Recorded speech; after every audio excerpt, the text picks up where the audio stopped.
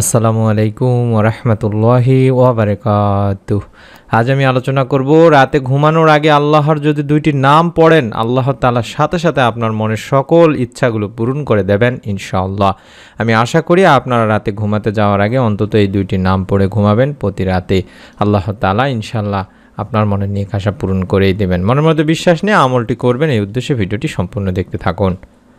রাতের ইবাদত ও দোয়া আল্লাহ তাআলার কাছে অনেক মর্যাদা ও সম্মানের। রাতের দোয়া ও ইবাদতে তাওহীদের সাক্ষ্য দিয়ে মহান আল্লাহ তাআলার কাছে দোয়া করলে সে দোয়া আল্লাহ তাআলা ফেরত দেন না, বান্দার সব দোয়া আল্লাহ তাআলা কবুল করে নেন। সুবহানাল্লাহ।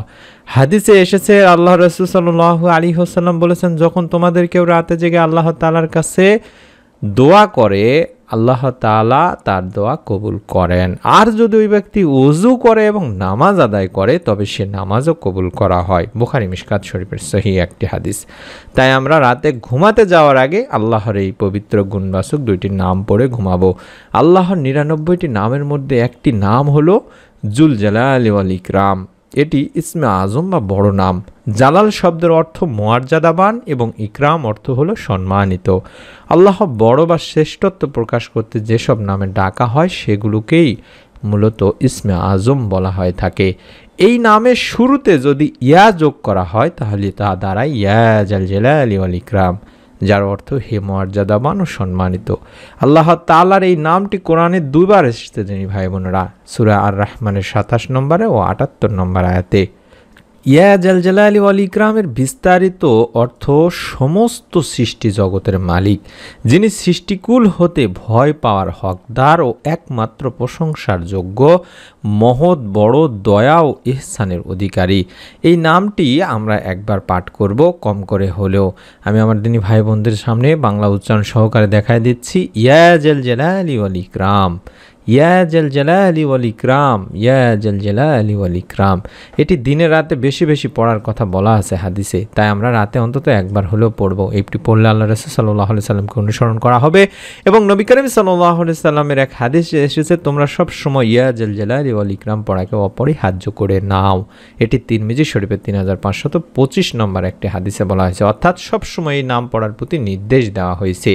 এবং এর সঙ্গে আরেকটি নাম আপনারা যুক্ত করবেন, সেই নামটিও আমি বলে দিচ্ছি ইনশাআল্লাহ। বড় কোনো বিপদ অথবা কঠিন চ্যালেঞ্জে পড়লে অনবরত আল্লাহর এই দুইটি গুণবাচক নাম আপনাকে জপতে থাকতে হবে দিনী ভাই বোনেরা।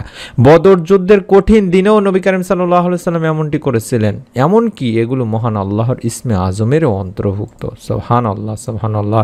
নবী করিম সাল্লাল্লাহু আলাইহি ওয়াসাল্লাম জীবনে যে কয়টি দিনে সবচেয়ে বেশি চ্যালেঞ্জ এবং ভয়াবহ বিপদের সম্মুখীন হয়েছিলেন তার মধ্যে বদর যুদ্ধের দিনটি অন্যতম।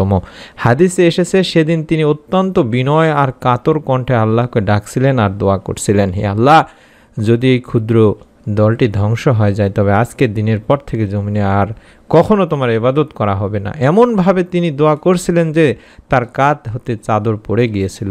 এ দৃশ্য দেখে আবু বকর রাদিয়াল্লাহু তাআলা আনহু ছুটে এসে চাদর তুলে দিয়ে তাকে জড়িয়ে ধরে বললেন, যথেষ্ট হয়েছে হে আল্লাহর রাসূল সাল্লাল্লাহু আলাইহি সাল্লাম, আপনার রবের নিকট আপনি চূড়ান্ত প্রার্থনাই করেছেন।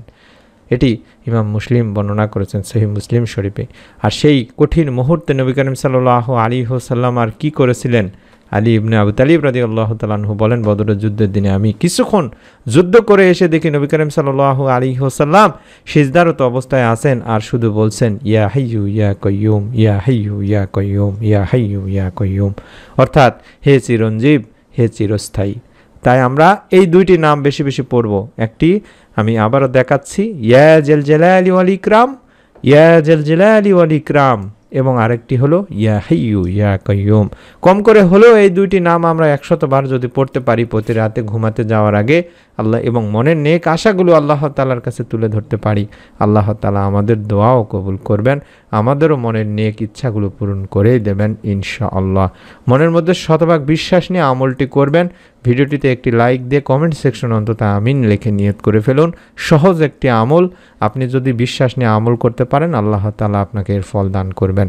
এরকম নতুন আমলের ভিডিওগুলো আপনার মোবাইলে যাতে আপনি পেয়ে যান, দেখতে পান, তার জন্য চ্যানেলটি সাবস্ক্রাইব করুন, বেল বাটনটি অন করে রেখে দিন।